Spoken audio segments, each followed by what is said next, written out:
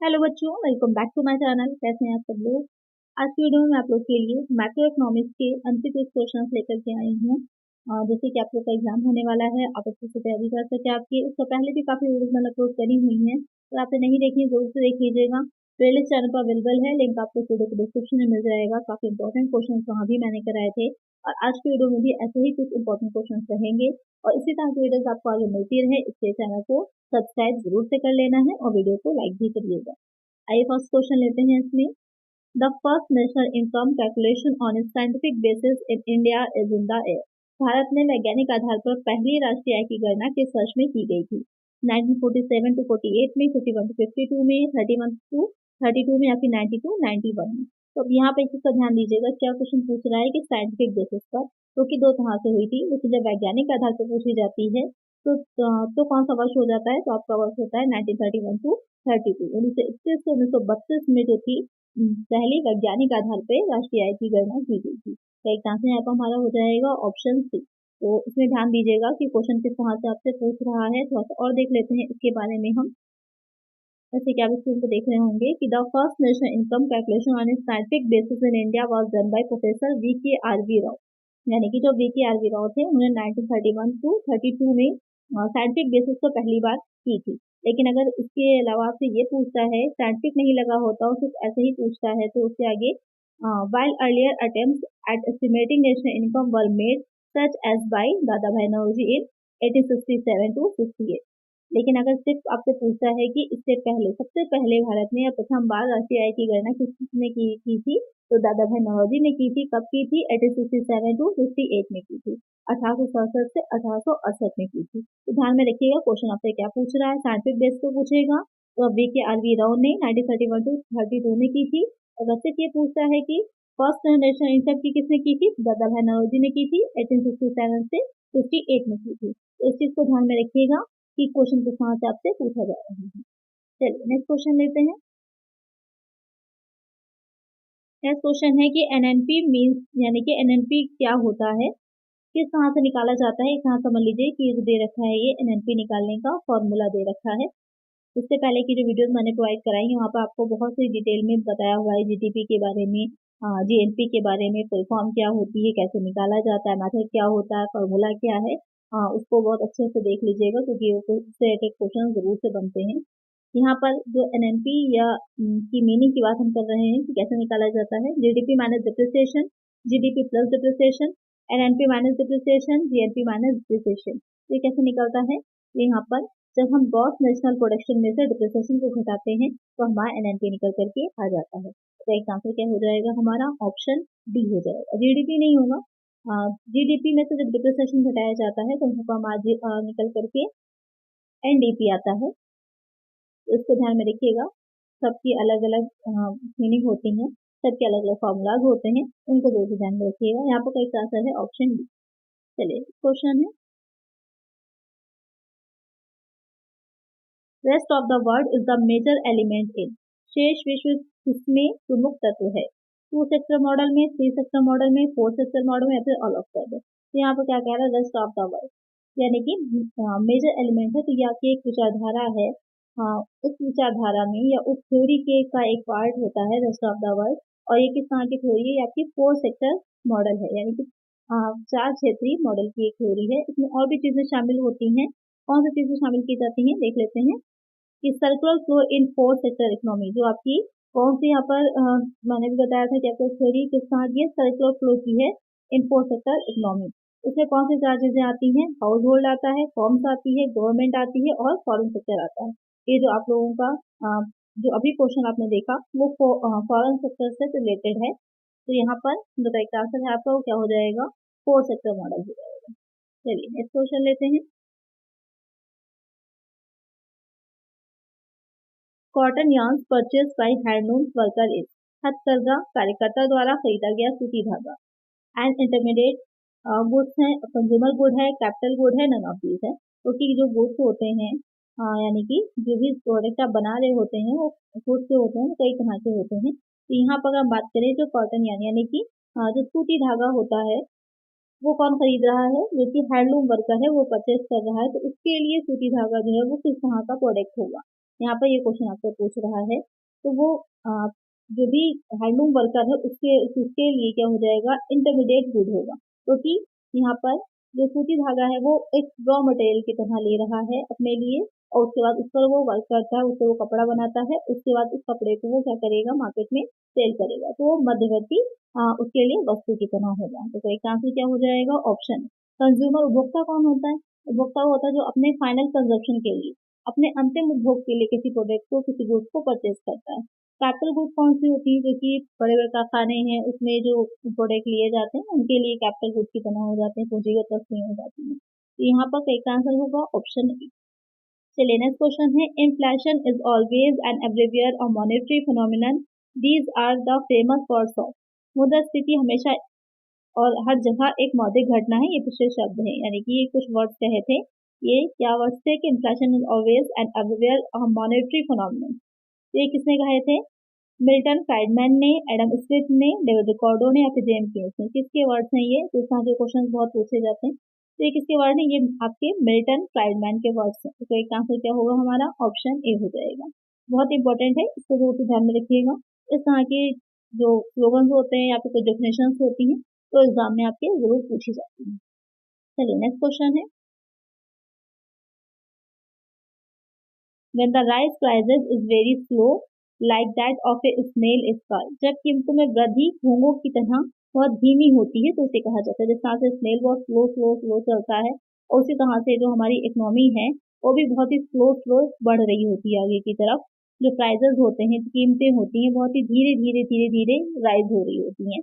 तो उसे हम क्या कहते हैं, हाइपर इन्फ्लेशन कहते हैं, रनिंग इन्फ्लेशन कहते हैं, क्रीपिंग इन्फ्लेशन कहते हैं, या फिर वॉकिंग इन्फ्लेशन कहते हैं। तो ये किस तरह का इन्फ्लेशन है, यानी कि इन्फ्लेशन क्या हो जाता है, मुद्रास्फीति। किस तरह की मुद्रास्फीति कहलाती है, तो ये किस तरह की मुद्रास्फीति में आ जाता है, क्योंकि स्नेल कितना है, तो ये क्योंकि स्नेल कितना चल रही है तो उसे हम रेंगती हुई मुद्रास्फीति कहते हैं, क्रीपिंग इन्फ्लेशन कहा जाता है।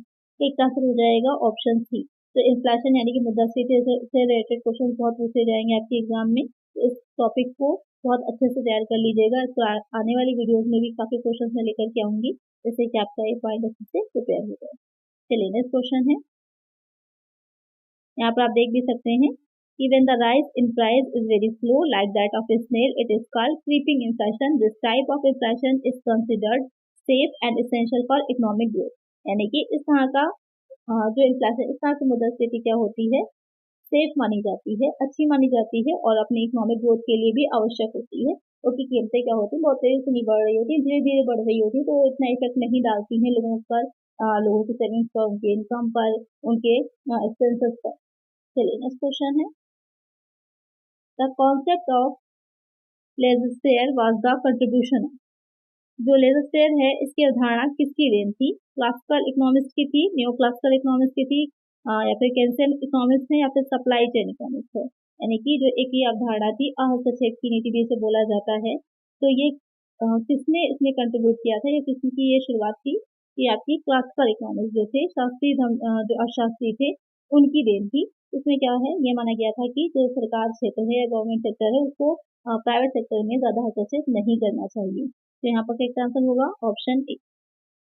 चलिए नेक्स्ट क्वेश्चन है, यहाँ पर आप देख भी सकते हैं ये किसने दी थी, एडम स्मिथ ने दी थी। अ की figure in classical economics, he emphasized the importance of a free market and minimal government intervention in economic affairs। कि क्या उन्होंने माना था या क्या कहा था कि उन्होंने इंपॉर्टेंस बताई थी कि मार्केट को फ्री रखा जाए और गवर्नमेंट इंटरवेंशन यानी कि गवर्नमेंट जो हो वो इकोनॉमिक अफेयर्स में बहुत कम से कम हस्तक्षेप करे, कम से कम इंटरफेयर करे, ये इसमें कहा जाता है। चलिए नेक्स्ट क्वेश्चन लेते हैं, supply creates its own demand. कि जो सप्लाई होती है, आपूर्ति होती है, वो अपनी मांग स्वयं बनाती है, ये किसका आइडिया था, जेबीसे का, समुल्सन का, जेनकिंस का, या फिर मिल्टन फ्रीडमैन का। ये बहुत ही इंपॉर्टेंट और बहुत ही पूछा जाने वाला क्वेश्चन है कि जो सप्लाई है वो अपनी डिमांड खुद क्रिएट करती है। तो ये किसने कहा, ये जेबीसे ने कहा है। इनका नियम भी कहा जाता है, सेका नियम के नाम से माना जाता है। तो इसमें ये कि बहुत ही बड़ी टैगलाइन की तरह रहती है कि supply creates its own demand. इसको जरूर से याद करिएगा, बहुत ही मोस्ट इंपॉर्टेंट क्वेश्चन है। एक आंसर है ऑप्शन ए। चलिए नेक्स्ट क्वेश्चन है, which are the following is not an assumption of classical theory, इनमें से कौन सी शास्त्रीय सिद्धांत की धारणा नहीं है? धन की तटस्थता, मजदूरी मूल्य, लचीलापन, अनैच्छिक बेरोजगारी, दीर्घावधि। तो यहाँ पे क्या कह रहा है, क्लासिकल थ्योरी का कौन सी मान्यता नहीं है, शास्त्रीय सिद्धांत की कौन सी मान्यता नहीं होगी यहाँ पर? धन की तटस्थता भी है, न्यूट्रलिटी ऑफ मनी भी है, वेस्ट प्राइस फ्लेक्सिबिलिटी भी है और लॉन्ग रन भी है। इनवॉलेंट्री अनएम्प्लॉयमेंट जो है वो इसकी मान्यता नहीं है। तो कई का हमारा हो जाएगा ऑप्शन सी। ओके, आपके मैक्रोइकोनॉमिक्स में काफी थ्योरीज दे रखी हैं, तो सबको आपको अच्छे से देखना है। एक आंसर हो जाएगा यहाँ पर हमारा ऑप्शन सी। नेक्स्ट क्वेश्चन है, defects in SNA includes. SNA में 200 में यानी कि उसके जो डिफेक्ट्स है उसमें क्या चीज शामिल होती है? प्राकृतिक पूंजी की कमी की उपेक्षा, पर्यावरण प्रदूषण की उपेक्षा, प्रदूषण के प्रभावों की रक्षा के लिए व्यय, उपरोक्त सभी। Neglects depletion of natural capital, neglects environmental pollution, expenditure to defend the efforts of pollution, all of that. यहाँ पर एसएनए जो है इसमें इन तीनों को ही इंक्लूड किया जाता है। तो एक आंसर होगा हमारा option D, all of the above. यानी कि यहाँ पर प्राकृतिक पूंजी की कमी की उपेक्षा भी की जाती है, पर्यावरण प्रदूषण की उपेक्षा भी, और प्रदूषण के प्रभावों की रक्षा के लिए व्यय भी शामिल किया जाएगा। एक आंसर होगा ऑप्शन डी। अच्छा, अभी क्वेश्चन ये आता है कि एसएनए जो है उसकी फुल फॉर्म क्या होती है? तो एसएनए की फुल फॉर्म आप सभी बच्चे मुझे बताएंगे कमेंट सेक्शन में कि इसकी फुल फॉर्म क्या है। चलिए नेक्स्ट क्वेश्चन लेते हैं। ग्रीन अकाउंटिंग अकाउंट्स फॉर, यानी कि जो ग्रीन अकाउंटिंग यानी कि हरित लेखांकन है उसमें क्या शामिल किया जाएगा? Depletion of natural resources, cost of environmental degradation, pollution, all of that. जो ग्रीन अकाउंटिंग है, वैसे तो अकाउंटिंग आपने कई तरह की पढ़ी भी होगी, सुनी भी होगी। यहाँ पर हम हरित लेखांकन की बात कर रहे हैं। हरित शब्द की जब बात आती है तो वहाँ पर सीधे हमारा एनवायरमेंट से कनेक्ट हो जाता है। हरित शब्द आपका पेड़ों से कनेक्ट होता है, पेड़ हमारे किससे रिलेटेड है? एनवायरमेंट का हिस्सा है। तो यहाँ पर एनवायरमेंट की बात की जा रही है, तो संसाधनों में कमी भी आएगी और पर्यावरण शहर की भी लागत को देखा जाएगा, प्रदूषण को भी देखा जाएगा। तो एक आंसर होगा हमारा option D, all of the above. यानी सारी चीजों का रिकॉर्ड रखा जाता है जिससे कि एनवायरमेंट को प्रोटेक्ट किया जाता है। चलिए नेक्स्ट क्वेश्चन है, quantity of money according to classical theory will determine the. शास्त्रीय सिद्धांत के अनुसार धन की मात्रा निर्धारित करेगी बचत और निवेश को, राष्ट्रीय उत्पादन को, वार्षिक मजदूरी को, मूल्य स्तर को। यहाँ पे क्या कह रहा है कि क्वांटिटी ऑफ मनी जो है, तो इसमें रीति पहले तो क्लासिकल थ्योरी से रिलेटेड है। एक क्वेश्चन तो यही आपका बन गया। अब ये किसको निर्धारित करती है? सेविंग एंड इन्वेस्टमेंट को, नेशनल आउटपुट को, रियल वेज को, प्राइस लेवल को। तो ये प्राइस लेवल जो होता है, मूल्य स्तर जो होता है, उसको डिटरमाइन करती है। तो एक आंसर क्या हो जाएगा? Option D. सीधी सी बात है, मनी से रिलेटेड है तो सीधी आपका प्राइस लेवल आ जाता है। चलिए नेक्स्ट क्वेश्चन है, under Keynesian cross model rate of interest is. जो कीन्स है, कीन्स का जो क्रॉस मॉडल है उसके तहत जो है ब्याज दर क्या है? इंडोजिनस वेरिएबल है, एक्सोजिनस वेरिएबल है, एक्सपोनेंशियल वेरिएबल है, या फिर इनमें से कोई नहीं। तो यहाँ पर जो ब्याज दर है, इंटरेस्ट रेट होता है, वो आपका एक्सोजिनस वेरिएबल होता है, बहिर्जात चर होता है, बाहर उससे रिलेटेड होता है, डायरेक्ट उस पर प्रभाव नहीं डालता है, बाहरी उससे जो चीजें होती है वो ज्यादा उसको इफेक्ट करती है। एक आंसर क्या हो जाएगा? ऑप्शन डी होगा। नेक्स्ट क्वेश्चन है, Wage price flexibility is the contribution of which of the following economists? मजदूरी मूल लचीलापन किसमें से किस अर्थशास्त्री का योगदान है? यानी कि किसने अर्थशास्त्री ने इसको दिया था? जेबीसी ने दिया था, जेनकिंस ने दिया था, जेम्स मिल ने दिया था, या फिर एसी पीबीसी द्वारा दिया गया था? तो ये जो मेनली दिया गया था, बाद में इसकी व्याख्या जो थी बहुत लोगों ने करी है, बहुत लोगों ने इसमें कंट्रीब्यूशन दिया, लेकिन जो मेनली इसकी बात करें किसने दिया था, तो जेएम कीन्स ने दिया था। एक आंसर क्या होगा हमारा? ऑप्शन बी हो जाएगा।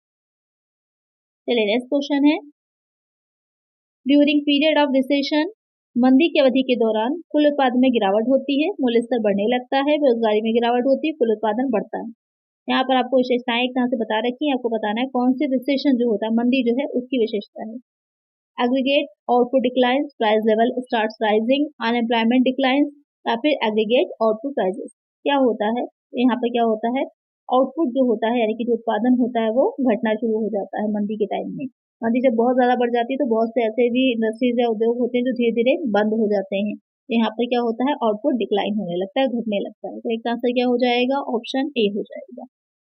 आज की वीडियो में इतना ही। बहुत ही अच्छे इंपॉर्टेंट क्वेश्चंस थे आज की वीडियो में आपके। ऐसे ही कुछ और क्वेश्चन आगे की वीडियोस में भी आएंगे। उसके लिए आप चैनल को सब्सक्राइब जरूर से कर लीजिएगा। किसी आपको कोई क्वेश्चन हो तो कमेंट कर दीजिएगा।